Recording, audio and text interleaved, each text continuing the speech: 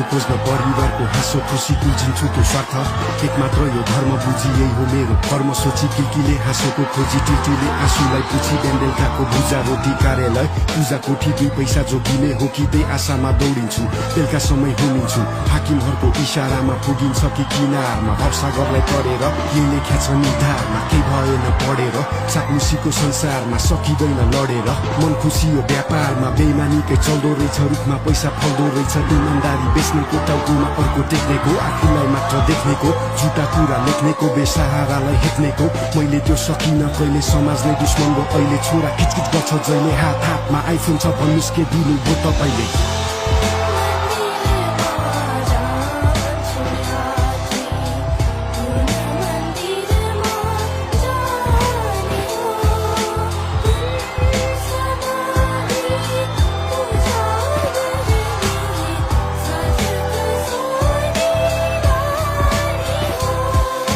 छिमेकीको घरमा नयाँ कम्प्युटर ल्याएको छ रे सधैँ घरमा ककटेल पार्टी ठुलो सचिव भएको रे घोर्लेको पकेटमा हात्ती महँगो घडी लाको रे हजुरबाको खुल्छ छाती भ्रष्टाचारी भएकोले छोरा मेरो बिलौना गर्छ बाइसाइकल चाहिँ चाहियो रे छोरीलाई खेलौना छैन बार्बी डल